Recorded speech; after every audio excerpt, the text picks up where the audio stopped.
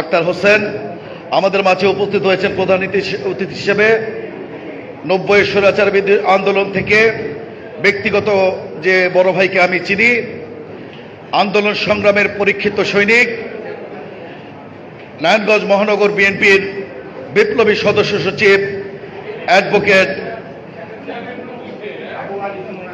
আবু আল ইউসুফ খান টিপু ভাই আমাদের মাঝে উপস্থিত রয়েছেন। আমার দীর্ঘদিনের ছোটকালের বন্ধুবর, আন্দোলন সংগ্রামের বলিষ্ঠ কণ্ঠস্বর ফতে মোহাম্মদ রেজা রিপন আমাদের মাঝে উপস্থিত রয়েছেন।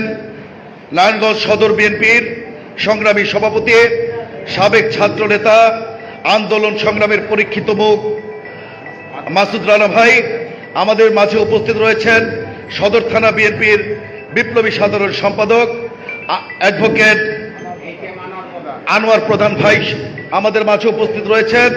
সদর থানা বিএনপির বিপ্লবী সাংগঠনিক সম্পাদক নজরুল ইসলাম সর্দার ভাই, আর এতক্ষণ ধরে যিনি খুব সুন্দরভাবে এই অনুষ্ঠানটি সঞ্চালন করলেন আমাদের জাহাঙ্গীর হোসেন মিয়াজি ভাই সহ উপস্থিত নেতৃবৃন্দ, আমার সামনে উপবিষ্ট শহীদ জিয়ার আদর্শের সূর্য সৈনিকেরা, সকলকে জানাচ্ছি বিএনপির ভারপ্রাপ্ত চেয়ারম্যান জনাব তারেক রহমানের পক্ষ থেকে, আমার ব্যক্তিগত পক্ষ থেকে সংগ্রামী শুভেচ্ছা, বিপ্লবী অভিনন্দন।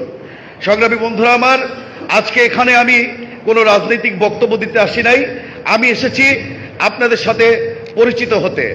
আমাদের 1 জুলাই আমাদের দেশনায়ক তারেক রহমান 64টি ডিস্ট্রিক্টে আমাদের সাবেক ছাত্র নেতাদের, যুব নেতাদের এবং স্বেচ্ছাসেবক নেতাদের উনি টিম প্রদান করে বিভিন্ন ডিস্ট্রিক্টগুলিতে পাঠিয়েছেন এবং আমরা কি কি কাজ করব আগামী 1 জুলাই উনি আমাদেরকে যে নির্দেশনা দিবেন সে অনুযায়ী ইনশাল্লাহ আমরা পরবর্তীতে আমাদের কার্যক্রম চালিয়ে যাব। আমার বাড়ি এই নারায়ণগঞ্জ ডিস্ট্রিক্টের 2.5 উপজেলার খাক্কান্দা ইউনিয়নের মোহনপুর গ্রাম। আমি নারায়ণগঞ্জেরই সন্তান। আমার বড় মামা রাজনীতি করতেন, আমার বড় আপা রাজনীতি করেন, আমার দুলাভাইও রাজনীতি করেন। আমরা একটি রাজনৈতিক পরিবার থেকেই আমরা এসেছি। আমি ঢাকা কলেজ ছাত্র সংসদ নির্বাচনে 91 সালে সংসদ সদস্য নির্বাচিত হয়েছি। আমি ওয়ার্ড ছাত্রদল, থানা ছাত্রদল এবং মহানগর ছাত্রদল করে, কেন্দ্রীয় ছাত্রদল করে আজকে কেন্দ্রীয় স্বেচ্ছাসেবক দলের যুগ্ম সাধারণ সম্পাদক হিসেবে আমাদের নেতাকর্মীরা আমাকে নির্বাচিত করেছেন।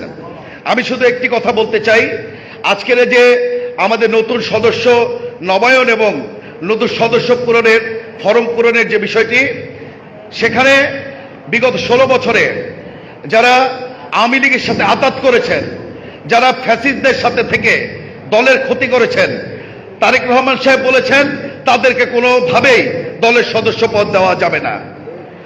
আর যারা ত্যাগী, যাদের ক্লিন ইমেজ রয়েছে, যেমন আপনার মনে করেন কৃষক, শ্রমিক, একজন ব্যাংকার, একজন সাবেক সরকারি কর্মচারী, রিটায়ার্ড সরকারি কর্মচারী, এলাকায় যাদের সুন্দর সুনাম রয়েছে, ক্লিন ইমেজ রয়েছে, তাদেরকে আমরা অবশ্যই সদস্য পদে আমরা তাদের ফর্মটা পূরণ করতে চাই।